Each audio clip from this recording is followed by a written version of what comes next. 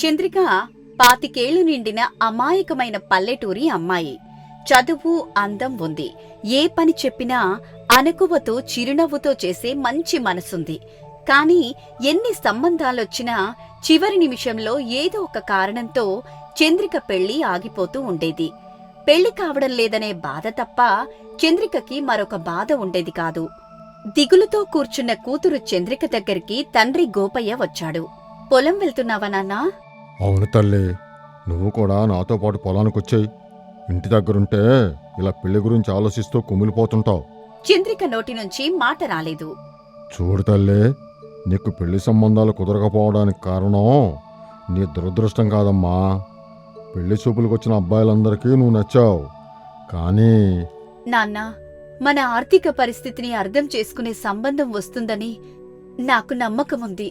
మీరేం బాధపడకండి. నువ్వు నిజంగా మా అమ్మవే తల్లి.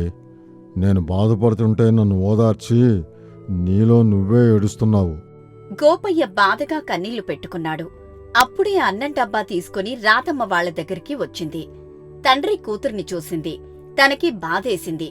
కాని ముగ్గురూ బాధపడుతుంటే ఎలా అనుకుని పైకి మాత్రం, ఏమయ్యా, నువ్వు బాధపడేది కాక కూతుర్ని కూడా బాధ పెడుతున్నావా?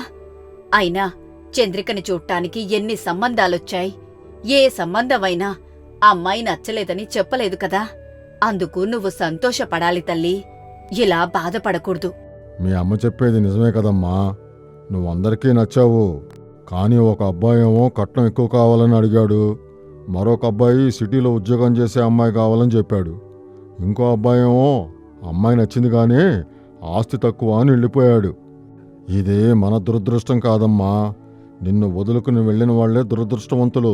సరే నాన్నా, మీరు నిమ్మలంగా పొలం వెళ్లి పనులు చూసుకొని రండి అని చెప్పింది. రాధమ్మ ఇచ్చిన అన్నం డబ్బాని తీసుకుని గోపయ్య వెళ్లాడు. మరుసటి రోజు ఉదయం రాధమ్మ, గోపయ్య ఇద్దరూ గ్రామంలోని అమ్మవారి గుడికి వెళ్లారు. అమ్మవారి ముందు చేతులు జోడించి, అమ్మా, మా అమ్మాయి ఎవరికీ ఎలాంటి అన్యాయం చెయ్యలేదు. మంచి మనసుతో పెరిగింది.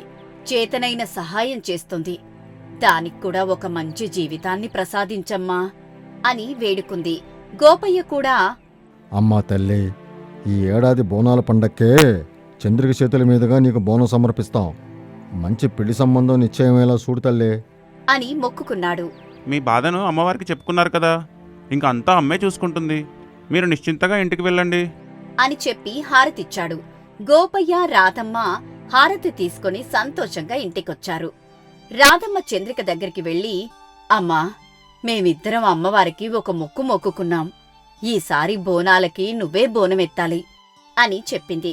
చంద్రిక ఆశ్చర్యంగా, నేనా అమ్మా అని అడిగింది. అవునమ్మా, అమ్మవారి మీద నమ్మకం ఉంచు. నీకంతా మంచే జరుగుతుంది. సరే అమ్మా, అమ్మవారి ఆశీర్వాదం ఉంటుందంటే నేను తప్పకుండా బోనమెత్తుతాను అని చెప్పింది. అప్పుడే వాళ్ల దగ్గరికి వచ్చిన హరిత బోనం గురించిన మాటలు విని ఆనందంగా, అక్కా, నీ బోనం నేనే అందరికంటే అందంగా అలంకరిస్తాను అని చెప్పింది. హరితని చూసి రాధమ్మ, చంద్రిక సంతోషపడ్డారు. చెల్లి, బాబాయ్ వాళ్ళ ఇంటి నుంచి ఇప్పుడేనా రావడం? అవునక్కా. అక్కడందరూ బావున్నారా తల్లి? బావున్నారమ్మా. అలా ముగ్గురు అన్ని విషయాల గురించి మాట్లాడుకుంటూ ఉంటారు. ఒక వారం రోజుల తర్వాత రాధమ్మ, చంద్రిక, హరిత ముగ్గురు వారాంతపు సంతకు వెళ్లారు. బోనం కోసం కొత్త మట్టి కుండని, అమ్మవారికి కొత్త చీర, పువ్వులు, పండ్లు, పసుపు, కుంకుమ, కొబ్బరికాయలు అన్నీ తీసుకున్నారు. ఐస్ క్రీంలు తింటూ ఇంటికొచ్చారు. ఇంటి ముందు కారుండటం చూసి వాళ్లకి కంగారు పుట్టింది. అయోమయంగా ఇంట్లోకి వెళ్లారు. కొన్ని రోజుల క్రితం చంద్రికను చూసి వెళ్లిన మనోహర్ వాళ్లు కనిపించారు. వాళ్లతో గోపయ్య నవ్వుతూ మాట్లాడుతున్నాడు. చంద్రిక గుండె ఒక్కసారిగా బలంగా కొట్టుకుంది. తనలో మళ్లీ ఎందుకొచ్చారు అనుకుంది. మనోహర్ చంద్రికని చూసి చిరునవ్వు నవ్వాడు. అంకుల్, నేను తప్పు చేశాను. కట్నం ఎక్కువ కావాలని ఆశపడ్డాను. మీ అమ్మాయి మంచి మనసుని అర్థం చేసుకోలేకపోయాను. ఇంటికెళ్ళిన తర్వాత మా అమ్మ, చంద్రిక లాంటి మంచి మనసున్న అమ్మాయి దొరకడం అదృష్టంరా. కట్నం కోసం ఆ సంబంధం వదులుకోవడం నాకు ఇష్టం లేదని చెప్పింది. చంద్రిక ఆశ్చర్యంగా మనోహర్ తల్లి సరోజని చూసింది. రాధమ్మ కళ్లల్లో ఆశ వెలిగింది. అందుకే మళ్ళీ వచ్చాం. కానీ ఒక విషయం చెప్పాలి. ఏంటి బాబు అది? నాకు హైదరాబాద్లో ఉద్యోగం వచ్చింది. మరో 4 రోజుల్లో వెళ్ళాలి. అందుకే మీకు అభ్యంతరం లేకపోతే ఈ బోనాల పండుగ రోజునే నిశ్చితార్థం చేసుకుందాం అనుకుంటున్నాం. అవునన్నయ్యా. ఒప్పుకోండి బావగారు, కట్నం గురించి మర్చిపోండి. వాళ్ళిద్దరి పెళ్లి మనకు ఉన్నంతలో చేద్దాం అని చెప్పాడు.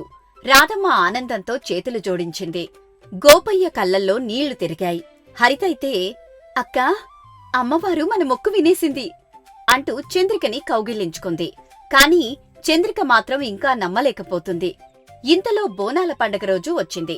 గ్రామమంతా పండుగ వాతావరణం. చంద్రిక కొత్త చీర కట్టుకుంది.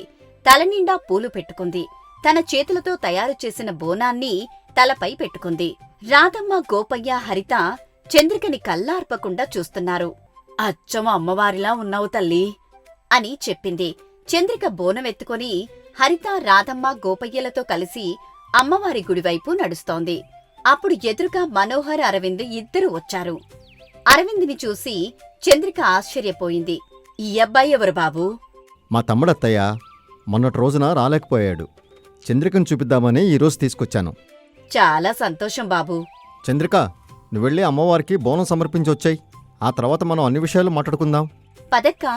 అందరూ అమ్మవారి దగ్గరికి వెళ్లి బోనం సమర్పించారు. 2 రోజుల తర్వాత మనోహర్, అరవింద్, చంద్రిక, హరిత ఒకచోట కలుసుకున్నారు. ఊరివాళ్లు నా గురించి చెప్పిన మంచి అర్థం కాలేదు కాని మీ తమ్ముడు చెప్పిన మంచి మాత్రం అర్థమైందా తమరికి? సారీ చంద్రిక, మన పెళ్లి చూపులప్పుడు నువ్వు నచ్చలేదని నేను చెప్పలేదు. నువ్వు నాకు చాలా బాగా నచ్చావు. అప్పుడు నేను డబ్బుకి విలువిచ్చాను. అందుకే కట్నం ఎక్కువ కావాలని డిమాండ్ చేశాను. అక్క, ఏం జరిగింది? నాకేం అర్థం కావడం లేదు. హరిత, ఇక్కడ మనకు డైలాగులు లేవు. వాళ్ళని మాట్లాడుకోనివ్వు, మనం వెళ్దాం పదా అని ఇద్దరూ అక్కడ్నుంచి వెళ్ళిపోయారు. నిజం చెప్పనా చంద్రిక, డబ్బుంటే చాలు, అన్నీ మనతో ఉంటాయి, అన్నిటికీ డబ్బే ముఖ్యం, డబ్బు లేని మనిషి నా దృష్టిలో మనిషి కాదు అని మొన్నటి వరకు ఒక అభిప్రాయం ఉండేది నాకు. కానీ కాని అరవింద్కి యాక్సిడెంట్ అయి రోడ్డు మీద పడినప్పుడు ఏ డబ్బు వాడి దగ్గరికి రాలేదు. వాడిని ఆసుపత్రికి తీసుకెళ్లలేదు. రక్తం ఇచ్చి వాడి ప్రాణాల్ని కాపాడలేదు. చంద్రిక ఏం మాట్లాడలేదు. ఆ రోజు అందరూ చూస్తూ వెళ్ళిపోయారు. కానీ నువ్వు మాత్రం అరవింద్ని ఆసుపత్రికి తీసుకువెళ్ళి రక్తం ఇచ్చి ప్రాణాలు కాపాడావు.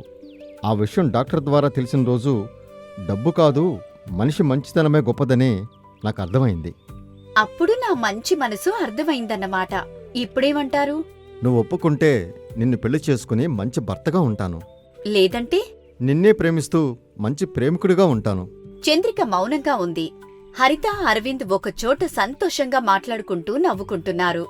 నేను ముందే చెప్తున్నాను, మా వాళ్ళు నన్ను ఇచ్చి కన్యాదానం మాత్రమే చేస్తారు. ఖర్చు మొత్తం నువ్వే పెట్టుకోవాలి. అలాగే చంద్రిక, మొత్తం నేనే ఖర్చు పెట్టుకుంటాను. నువ్వు నాతో 3 ముళ్ళు వేయించుకుని నా ఇంట్లో ఇల్లాలుగా అడుగుపెట్టు చాలు. చంద్రిక సిగ్గుపడింది. మనోహర్ ఆనందపడ్డాడు. సరిగ్గా అప్పుడే అమ్మవారి గుడిలో రాధమ్మ, గోపయ్య అమ్మవారిని ఆనందంగా చూస్తూ దండం పెట్టుకున్నారు. అమ్మా, నీ చల్లని దయవల్ల చంద్రికకి మంచి సంబంధం కుదిరింది.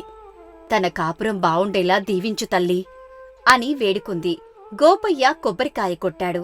2 రోజుల తర్వాత చంద్రిక, మనోహర్లకు ఉన్నంతలో ఘనంగా పెళ్లి జరిగింది. ఆనంద బాష్పాలతో చంద్రిక కాపురానికి వెళ్ళింది.